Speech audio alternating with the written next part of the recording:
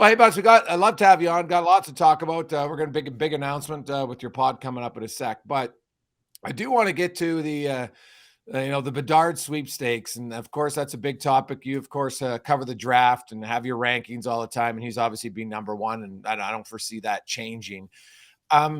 Fit as a former GM and scout, I think you realize that, certain players where they get drafted can impact a lot, depend on the franchise development, depend on maybe who they're going to play with and such. I think Bedard's going to be good, but if you were looking at the best landing spot of those teams, because we know now you can't move up from 13th or 12th, there's going to be no Rangers in this year's draft lottery. Of the bottom teams, do you see one that would be a better fit for Bedard? Well, so I'm going to go global here and go big picture too, because I think market matters for Connor Bedard. It's not just who has young players, who needs them the most. And I think it's clearly the Chicago Blackhawks. They've been a national presence on NHL, in NHL circles, on TV. And we saw, the popularity, the following they had with Kane and Taves and all the success they had with their 3 Stanley Cups. And I think when you look at a player that good and thus that marketable, I think you want to take advantage of that skill and that person to the greatest extent possible. And that to me is the Chicago Blackhawks and their market. And, you want to put your stars on TV as much as you can on national TV.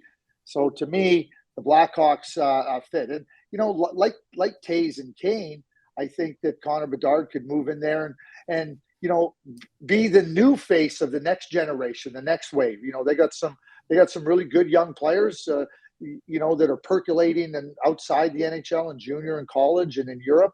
So he just adds to it, and you wake up in 3-4 years time, and like the Hawks of this early, right around 07, 08, after they drafted Kane and Taves, that team really emerged. And I think that the Blackhawks could do similar things. Yeah, Craig, I wholeheartedly agree that he'd be a tremendous fit in Chicago. And I just kind of see this idea of, look, who knows exactly what's going to happen at the trade deadline, but it sure seems like 19 and 88 are heading to greener pastures or going to have a chance to win after collecting 3 Stanley Cups in Chicago already. But I think back to the time when those guys came in the league, they walked into that dressing room and there was no sort of hierarchy. There was no superstar that was in there that might have been overshadowing them. And they were able to come in and grow with that team at the same time. And I kind of see, if those guys are moving on, which seems likely at this point, that if a Connor Bedard were to go there, that he could sort of walk in and begin to make that his team as well. What do you think about the idea of that? Oh, I think that's absolutely the case.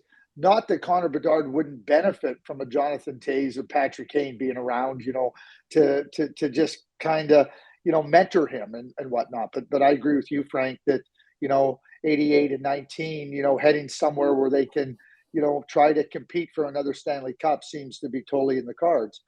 Connor, from the day he started in the Western Hockey League with the Regina Pats, has been precocious. He's been a very mature player on the ice and off the ice that doesn't reflect his actual age. And I think that, also coming into a market, coming into a situation where the expectations will be high for Connor.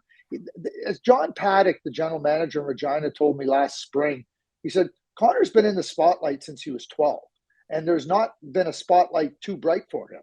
And I think that going into Chicago, he now becomes the face of the franchise. He now becomes that leader. And, other young players like Taves and Kane and Duncan Keith and Brent Seabrook, they can grow together, and again, you got some younger players, but, Connor Bedard is a real strong player on the ice, but he's a very mature player off the ice. So that leadership at a young age, I think, will be on display. He'll become more comfortable as he gets older and settled into the league. But there's no question that he can come in and take a hold of the situation and perform at a high level. I want to ask you this, and I want to preface it with the idea that I think sometimes we get a little bit too wrapped up in definitions. But I found it really interesting as Connor Bedard broke through at the World Junior Championship, that it seemed that he went from this sort of superstar prospect to someone that has reached the generational category. Has your opinion of him changed as the year has gone on? You try not to make too big of a deal of 5 or 7 games in one tournament, but what did that tell you about him in terms of his status and what we might be looking for once he does make it to the NHL? Well, Frank, you and me discussed that whole idea of franchise superstar, generational player, and I'm protective of the term generational player. It's because reserved for a very elite category that really we're talking like 5, 6, 7 players ever in NHL history. Yeah. So you don't want to water that down. Where I found myself, and it wasn't so much about 1 game, 2 games, 3 games. You know, I've watched Connor lots over 3 years. I kept comparing him to Wayne Gretzky. And I kept saying to myself, wait a second here. I keep talking about I haven't seen a performance by a player at this tournament at this age since Wayne Gretzky at the 1978 World Junior Tournament. And so I'm sitting here thinking, I'm going, and like Gretzky, there might have been some questions about, is he big enough? What about his skating? And those were questions that people were asking. And I kept saying, like, he wasn't the best player in the tournament. He was the best player by a wide margin. And that's a hard tournament to be the best player at any point in time. But at 17 years of age, it was so impressive. And, you know, I was straddling the line, and I said, I can't continue to straddle the line when I'm comparing him to Gretzky. And, you know, I asked Bob McKenzie, we were talking before, there was a number of people talking. And the same thing. You think between the two of you, you've seen 50 World Juniors? Oh, well, Bob's seen 60. I've only seen 20. Oh, Bob will be mad at me for that one. All kidding aside. No, but like we're standing around and people, what about his skating? What about his size? So I turned to Bob and I said, Bob, you watched Wayne Gretzky play in junior. What did they say about him back then? And Bob, here's what he said. He said, not fast enough, shot isn't good enough, size it's too small, get eaten alive in pro hockey. So Bob was boots on the ground when Wayne Gretzky was in junior. And so that's where you start to say to yourself, okay, I felt really comfortable saying, okay, he's generational. And, you know, and from the day he stepped into the Western Hockey League, day one, all he has done at every level and is dominated far above everybody else. And, you know, at some point in time, I think we just have to recognize that and acknowledge it. Well, I can talk about straddling the line, but I felt I had to step over it and move into that generational compartment. What about Michkov? I'm not saying he's in Bedard's category, but he's highly touted. Lots of people like him. If you're a GM and you know that he can't come over for a few years, Craig, is that almost a benefit in a way? Because it eliminates the fact that you try to rush him, because teenagers in the NHL rarely match success. It happens all the time. I didn't understand why Slafkovsky was in Montreal all year. Unfortunately, got injured, but it's hard, and it's not a knock on any player. It's not a teenager league except for the very rare few.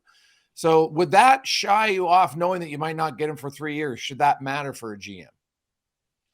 You know, I don't think Matvei Michkov's talent is in question here. I think that, you know, his potential is undeniable, but you're looking at a player that can't come over until the 2026 season, at the beginning of the 2026 season.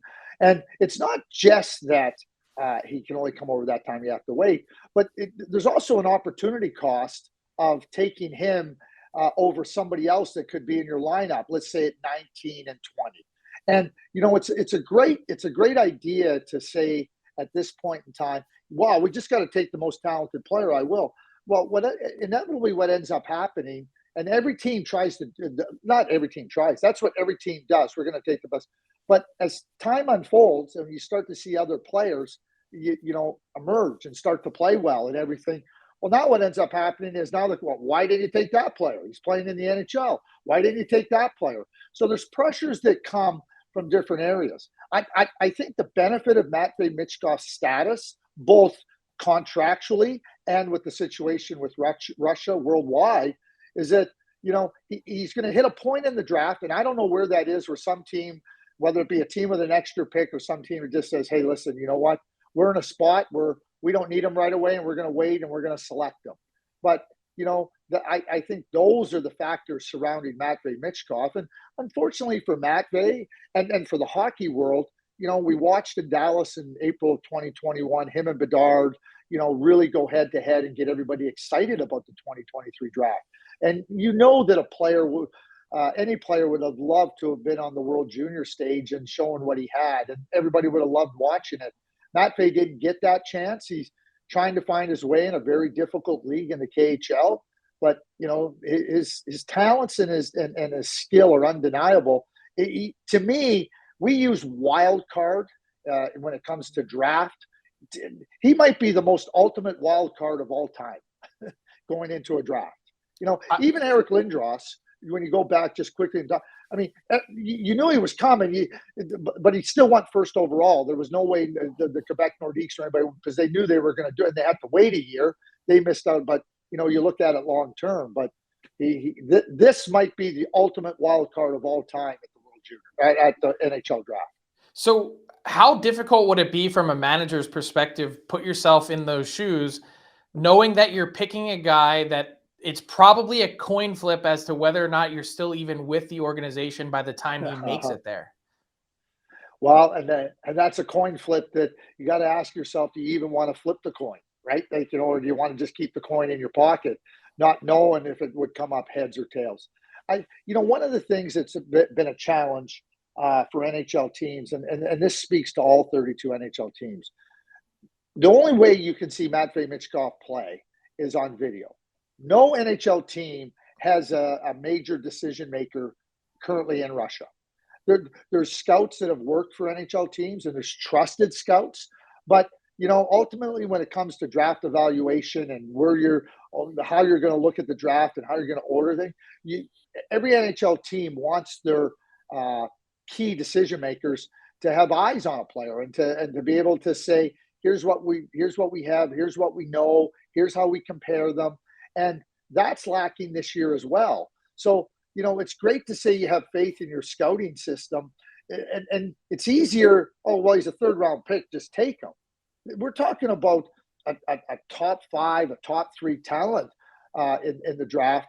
And that comes with, okay, what does this mean? Are we sure? Because those are, even when you watch the player a lot, those are the questions that get asked. Are you sure? How sure are we? What are we missing? How good can he be? How good can he be compared to this player? And you're going off of, the reports from your Russian scouts, plus what you watched on video. And a lot of times, that doesn't inspire the level of confidence that you would like to have. That doesn't mean you're not going to select the player. It just means that level of confidence isn't as high. Craig, I know, and I've talked to you many years about your rankings. You're going to rank it on, who are the best players at this moment? Because no one can predict who's the best down the road. You sure, scouts, that's part of the equation, but in your rankings, I don't think it's okay, I'm taking this guy because I automatically guarantee he's going to be better in 5 years, because I can't do that. But, and you rank top 10 players, somebody can't be in the top 10, even if they're good, right? That's just, eventually you got to come down to your rankings. So non-top 10 guy right now, which one do you have the most confidence in can be an impact player down the road? Yeah, and so now we get into different definitions, right, Jason? And projection is a part of it. And you can look at players, and I think I say this often in talking over the years to NHL personnel, anybody interested in the draft. I think we all can put down 20 players and know that there's certain first round draft picks in every draft. Here's 20 players that now. Somebody might go 29, somebody might go 7, right? But I think we can be pretty confident there's 20. It's where and who those players are. I think that this is a draft that has, when I say quality, I'll define quality. I think there's depth of top 2 line forwards and some top 3 defensemen that go deeper into the draft, which a lot of times you don't see. I don't see that as often in drafts. I think this year's draft has that unique distinction about it. So the player that I would say right now that I'm totally intrigued by, that I really think has some abilities that are that I wouldn't say surprise people, but could be that player you talk about impact, is Oliver Moore of the USA National Team Development Program. Okay. I see some Dylan Larkin in him, and Dylan Larkin was a draft. I think he was 14 or 15 in the draft, and 15, you know yeah. we know what Dylan Larkin has become, and I would call Dylan Larkin an impact player for the Detroit Red Wings. And when I watch Oliver Moore play, the skating, the tenacity, the smarts, contributing offensively and doing so many different things in the game, I think Oliver Moore, it could fit that description of an impact player. There's other players you hope, might, and I don't even say hope. That's not even the right way. That you say, okay, they can play in the NHL. Impact is a good word, Jason, and that's why I take Oliver Moore. And I'll be straightforward with you. When it's all said and done, he very well may be in my top 10 when it's all. But he isn't now. But that's the player that I would earmark for your description. So, Craig, one of my favorite things to talk to you about the draft is tiers of players. And I think that's what you and everyone else that's at a team draft table is trying to figure out is how do we slot these players? You've got the first group of elite sort of franchise changers, and then you've got this next group of players that goes down to whatever number that you feel really comfortable with being, as you defined it, impact players. You said you think this draft is unusually deep in that sense. Do you have any idea of how you would slot your tiers? And I'm not asking for names, but is it 1 to 6 or 1 to 7 and then 8 to 60? Like where's the cutoff in your mind in terms of real impact players? Because I think everyone that's, whether they're gathering a second round pick or a late first or whatever it is, this may present some different opportunities this year to really grab an impact guy. So what I would say, Frank, so if I'm looking at this year's draft, obviously draw a line under 1. So that's the first tier, right? That's a unique tier. You don't have it. And then I would say that I think just in talking in a general sense, you got 3 players, and that would be Fantilli and Leo Carlson. And I think we have to put Matvei Michkov in there and give him the benefit of the doubt. So that would be that next group. So it would be 1 and then 3. And then I think you're looking now from 5 to, what I would say is I would say 5 to 20, maybe 22. That's where I think I see that quality of top 2 line forwards, top 3 defenseman potential in there. And you might project a guy to be a top 3 and he ends up being a 2 or he ends up being a 1. Erik Karlsson went 15th in the draft. I mean, the guy's the impact wouldn't even begin to describe what he's done in the NHL, not to mention what he's done this year. So that's where I would go to like 22. And then after that, 23. And I'm always, I believe that, after that, there's probably another 25 players that could be in consideration for that slot 23 to 40. It's 18 players. There might be 30 players in that group, but that's now where I think the tier drops. And I'm now you're talking about third line forwards. You're talking about wingers that fit a specific role, defensemen that are 4-5s. Can a 4 become a 3? Potentially. Can a 5 become a 4? But that's where I have it narrowed down to. And then after that, I think that you're looking at players for one reason or another, might be a little bit smaller, might not have grown, might not have, or haven't grown yet, that you're now looking at who could, with some maturity and time, maybe come out of the draft in 3-4 years time and be really good. I mean, that I don't think that if you thought, and let's just say a player that's, I don't know, 5'8", was going to grow to 5'11", and you were certain that he would be 5'11" and an impact player, you can play the draft, but teams would draft those players a lot sooner if they were certain. Back to my confidence point of view. I said this earlier, and I'll give you an example. Lane Hudson. Lane Hudson is a darn good player. He went, what, 20? He was, pardon me? Lane Hudson went number 20. Is that right? No, he went second round, like 48 or 49, so maybe that's right. even Okay. later. Yeah. So I said this earlier. I said if Lane Hudson was 5'11 last year, he would have been in conversation for first overall. Like he would have been. But he's not 5'11, he's 5'8, and he's 155 pounds. So if somebody feels that Lane Hudson could get the 5'11 and 175 pounds, and they were sure of that, like he would have been drafted much higher. The reason a good player like that goes in the second round, the latter part of the second round, is because there are concerns. But I don't think anybody looks at Lane Hudson and says that he couldn't have the potential, but you're not drafted him that high. So that's the example I'm using. It's not that you don't think that you got a good player there, but that's where you get to that next part of the draft, and that's where we'll talk in years to come about any number of players. How did they get him in the third round? How did Kirill Kaprizov go in the fifth round? Like, those are the questions. How did Braden Point go in the third round? How did Kucherov go late in the second? Those are the questions that we'll ask, but there's always some mitigating circumstances surrounding them when you go back in time to when they were drafted. So that's actually a really interesting point about Hudson, and I knew I remembered his name from somewhere, and that's because I was just recently going over a lot of the transactions from last year at the deadline, and that ended up being a second-round pick that the Montreal Canadiens got from the Edmonton Oilers in the Brett Kulak deal. And so I think everyone's always kind of wondering, when we were just talking about tiers, and especially this year, it seems like teams, look, there's going to be more first-round picks traded. There were already 3 in the 2023 draft already. There's probably going to be another 5 to 7. But when it comes to second-round picks, which seem to move a lot easier, are they more valued this year in your mind, given this crop, or no? I would say yes, Frank. My philosophy over the years, and obviously that philosophy, continues to try to progress and develop. I believe that if you get an extra second round pick or a couple of extra second round picks, early thirds, right? That's where you make your bets. That's where you make your bets on the Lane Hudsons. That's where you say, you know what?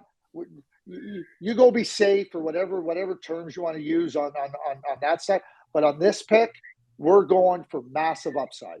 We're going for the home run. We're going for the player that we think could be that guy. Whether he turns out or not to be that player doesn't matter.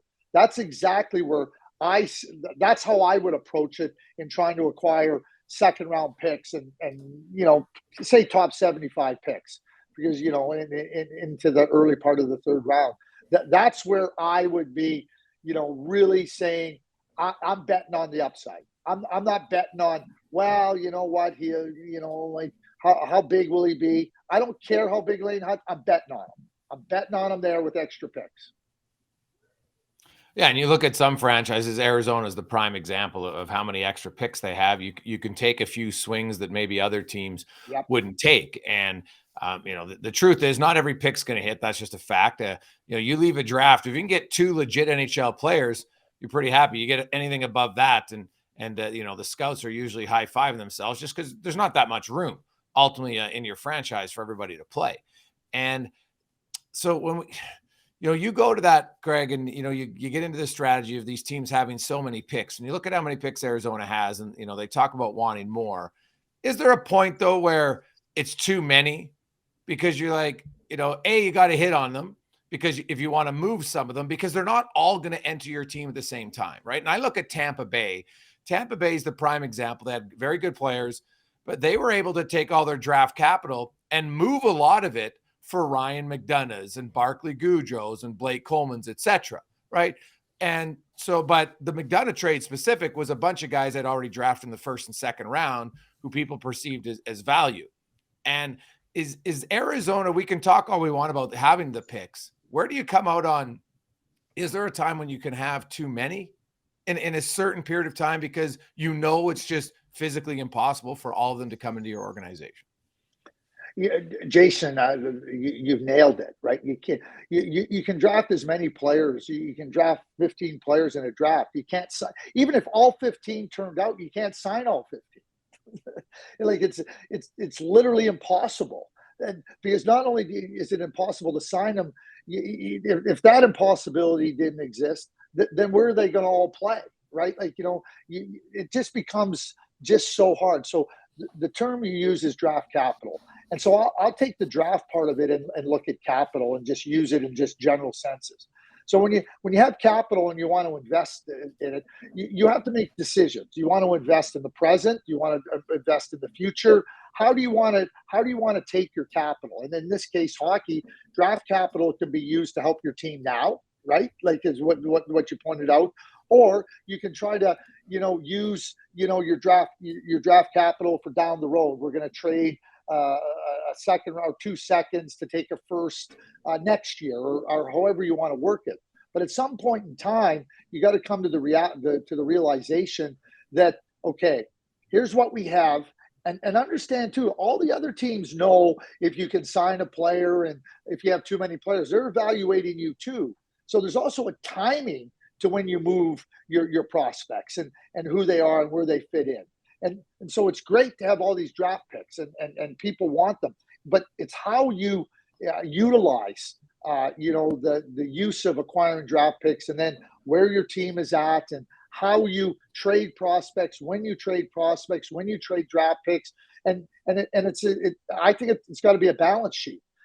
In, out. Okay, so we acquired draft. Okay, now we're going to move some out, and it's always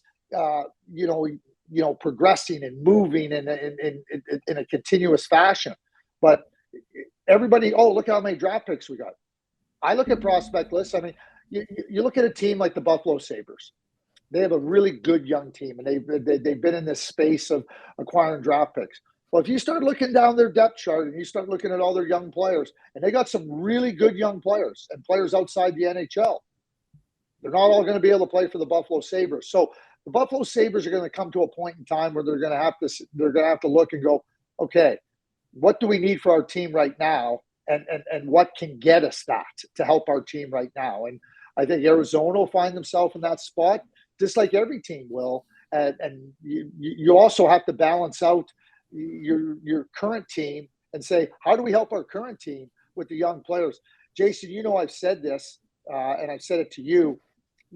When I was asked about the Edmonton Oilers prospects and if any of them could help the Edmonton Oilers for this coming, playoff Stanley Cup run, hopeful Stanley Cup run. I said, yeah, just not on the ice. They're going to have they'll have to use them, in my view, not all of them, but they have to consider using them to acquire players that can help them right now.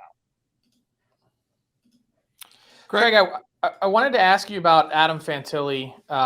Obviously, whoever takes him is going to be getting a great player, but I feel like on the heels of a special World Junior from Connor Bedard, that a lot of people, fairly or unfairly, were comparing him to Bedard in that, look, you want to see, Fantilli pushing Bedard, because a lot of people headed into the tournament saying, oh, this guy, could be closing in on Bedard for that number one spot. We know that Bedard has solidified that, but what do you make of Fantilli and where he's at, and what'd you make of his World Junior? So I'll say two things, and I've watched Adam play since he was 14 years of age, and he's always been a very gifted offensive player, a hard driving offensive player. I mean, he's got significant drive and can score and is hungry to score. He, along with Leo Carlsson, to me, I left the World Junior tournament really admiring how both those players played. Number one, they're both centers. They were both asked to play left wing, and in different roles. Leo's progression through the tournament went a little bit more to the offensive side, but not at the beginning. And so you're playing out of position, and you're playing in a role that you haven't played in. And I thought they were both admirable in terms of how they approached it and how they embraced the role and did it. It's a 10-day tournament, and people say to me, well, the coaches don't know how to use Fantilli. I said, it's not about the coach's job to know how to use Adam Fantilli. It's about, who do I need to trust over 10 days to help me compete for a gold medal? And it's not about a player not being a good prospect because he played on the third line or the fourth line, or not producing or whatnot. I look at it through the lens of a 10-day tournament and what has to happen all around. So That's from like, that, so Craig, that's like saying in some cases, hey, you know, why is this coach in the NHL not properly developing this prospect? Well, his task is to win. Yeah, he wants to help the player grow, but it's a win league, not a developmental league. And it's a win tournament, not a, hey, we're here to service Adam Fantilli at the sake of everyone else. I totally agree with you. And you know, Jason Gregor, you just talked about that. It's not a league for 18-year-olds. It's not a development league. And if you're taking players and putting them in the NHL to develop them, like I'm talking about the initial stages of development and important stages of development, you know, it's not the, and you can't expect coaches to do that, Frank. I think you're spot on. So, you know, just back to to Fantilli, and I put Carlson into the same boat. So I think it's a broader perspective. Adam Fantilli, to me, could he end up being a winger in the NHL? Perhaps, but I see him as a center. I see him as that hard driving, you know, scoring center that's hungry. He's big, he's fast, he's determined and competitive. And I think when you look at it over time, and again, people might say, well, you know, you would expect him to do that at the World Junior Tournament. Okay, that's fine. I didn't look at it and trying to measure him on my expectations. I looked at it as trying to evaluate him on what he showed and showing some versatility and showing some adaptability and embracing it and ended up being part of a championship team. But Frank, to your point, you know, Dennis Williams' job at the World Junior was to take a group of players, coalesce them together to try to help compete for a gold medal. I would say that the players embraced it. I mean, Kevin Korchinski, are you going to tell me Kevin Korchinski isn't a good prospect because he didn't play very much, you know, come quarterfinal time? No, he just wasn't ready to do what the team needed. That doesn't mean he's not a good prospect. He was the 7th overall pick last year. And next year at the tournament, Kevin Korchinski will be a real prominent player for Team Canada. Probably just like, I mean, Korchinski was on the team this year, the Chicago Blackhawks draft pick, and the team last year, and there was a lot of consternation about him being left off the selection group. But he comes back this year, a year older, mature, and a real key figure for Team Canada en route to a gold medal. So that's the way I look at the tournament and look at the prospects. And, you know, that's the lens that I look at it through. And, you know, people get excited and, oh, yeah, Adam Fantilli's closing the gap on Connor Bedard. And maybe on December 15th, that was the case. But on January 6th, when the tournament had ended, it was no longer the case. And I think that's another, you know, real reminder that you're looking at this over a continuum. It's not like you're just here and that's where it is on that day. It changes. Mm-hmm. Craig, your draft and prospect analysis is second to none. I love talking hockey with you and love listening to your podcast at Cool Button. And we teased the announcement earlier, but please, you've always, as a colleague, treated me as family. So pleased to welcome you and Steve Kouleas into the Nation Network family. The Cool Button podcast is joining our team, and can't wait to get rolling.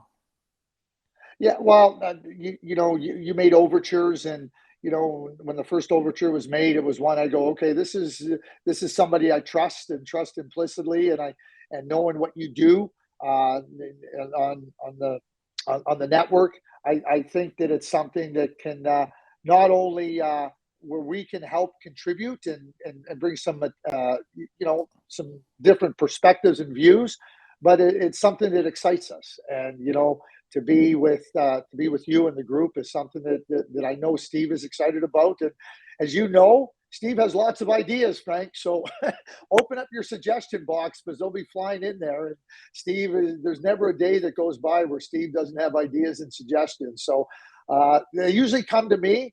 I have redirected all his messages that usually come to me right to your inbox. I was going to ask you, you know, the biggest concern I have is, do you have enough energy to keep up with Steve? Because he's 400 miles an hour. And so now I don't know if I can type fast enough to respond to some of these suggestions.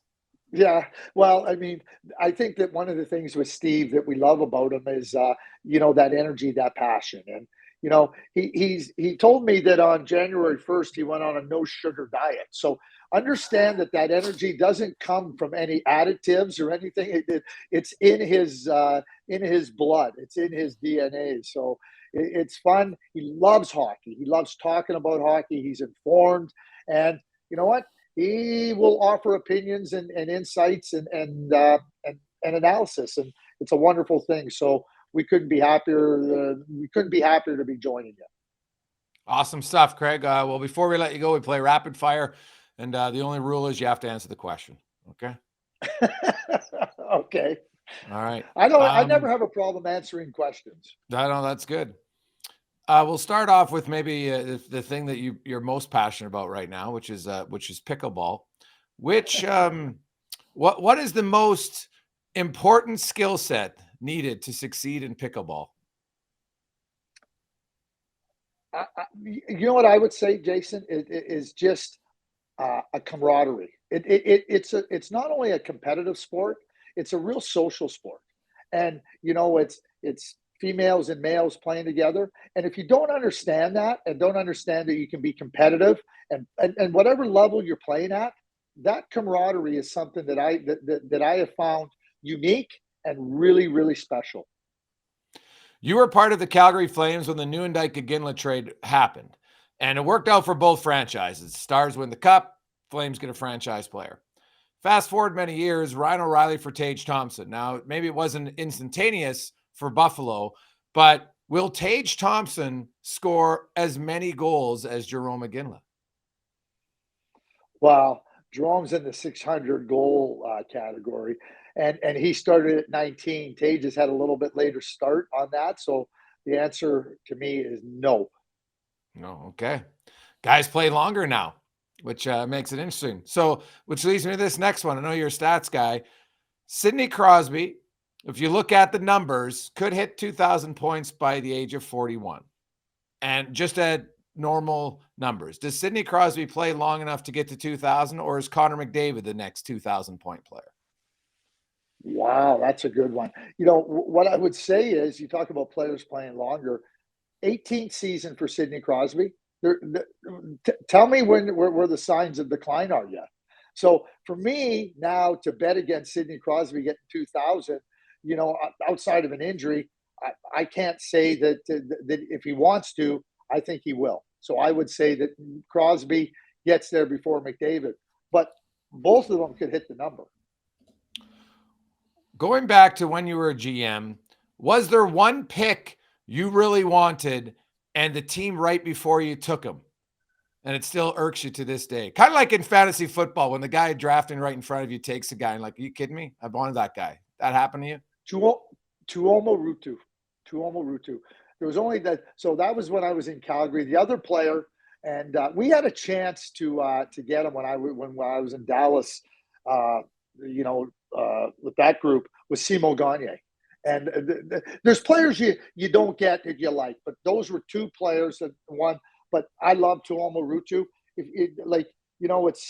He was so good and so competitive. He ended up with some injuries, and you talk about development and everything. But Tuomo was, and to this day, I have a relationship with Tuomo. Love Tuomo. And that was the one that hurt, and it did. It really hurt. The Chicago Blackhawks took him right in front of us. That was the player that you look back on and go, oh.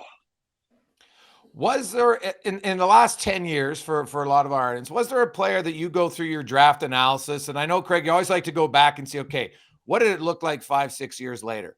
Who was the one player that you were like, okay, I undervalued him? And what was it when you look back in your notes that you were like, this is where I missed? Really easy. Leon Draisaitl. Leon was a really good player. And having watched him, before he came to Prince Albert, and then watching him in Prince Albert, I mean, he was a competitive player. He was a smart player. He had really good qualities. And really what it was not looking at the skating in a proper light. He was, and I'll give you the example, and I'll tell you what kind of really pushed me not away from him, because I think I still had him top 5 or whatnot. But when you watched him, and it was the skating, and we had drafted Jason Botterill in 1994 in Dallas in the first round, and I kept watching Leon, and we loved Jason. We thought Jason was a really good prospect, and I kept watching Leon, and I kept having Jason skating in my head. And that was a mistake. You know what? Like, and Jason worked at his skating. Jason's mother, Doreen McConnell, was an Olympic speed skater. I mean, and so you're looking. Jason worked hard at his skating, did everything he could with his skating, and I just had images of Leon like Jason. So that was the hesitation. Boy, was I wrong on that, because there was obviously a lot of things to like. And you're talking about he's a franchise superstar, this guy. Would you trade for Jacob Chychrun if it meant giving up 3 high-end prospects? Well, I guess your definition of what do you consider high-end? And what's your prospect pool like in order to trade from? Like two first rounders and a former, young first rounder that you're still high on. Yeah, I would. Because Jacob Chychrun, I've said this, and I've used the Oilers model. I think that Jacob Chychrun could do for the Edmonton Oilers exactly what Daryl Sador did for us in Dallas. He took a tremendous amount of pressure off of Darren Hatcher. And I see so many similarities with the Edmonton Oilers. And, Darnell Nurse, who wants to do everything he can to help a team win, gets overburdened. And when we brought in, that was Darren. And now Daryl came in. He could take on more minutes. He could take on more offensive minutes. Then we traded for Sergei Zubov, and he became the absolute perfect partner for him. And I add in, Chychrun's contract, his abilities, and then I think about McDavid and Draisaitl.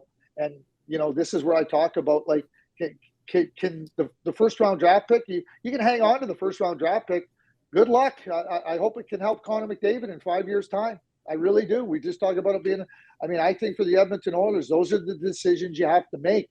You have a good young team there. It's exactly what we did with Jerome. We knew Jerome McGinley was a good player. We knew he was a good player. But we were at a different stage of our team. We had lots of good young players in our group. And we said, where are we going to find a player of Joe Nieuwendyke's caliber to come into our group? We had tried to sign a couple of players as free agents. We didn't get them. And so when the opportunity to get Joe, hey, listen, those aren't easy decisions to make. But at the end of the day, you talked about it. The Calgary Flames ended up coming 1 win short of that trade being the ultimate win-win. 1 win short in Game 7 in 2004 of that being. But I don't think the Calgary Flames are looking at it as a negative, and certainly the Dallas Stars aren't either. And lastly, Craig, 4 teams within 3 points today in the Pacific Division. Vegas and Seattle have 58. LA has 56. Edmonton has 55. Who wins the Pacific Division? If the Edmonton Oilers can continue to get the goaltending they've been getting, continue to play at the level, as a team. I don't worry about 97 and 29. And they trade for Jacob Chychrun, they'll finish first. Awesome, Craig. Thanks as always. Welcome to the Nation Network. We look forward to lots of hockey and pickleball chat on the Cool Podcast. Well, you know what? We're going to have a pickleball podcast. Dude, I can't believe you don't have one yet. You know what? You have piqued my interest now. I think I'm just going to do it for fun. We've got a platform for that. Yeah, I'm serious. This could be fun, and with the notoriety around it, with pickleball and lots of people being involved in it, and people are trying to push more attention to it. We might have an opportunity here. I like it. Love it. Thanks, Craig. Thank you.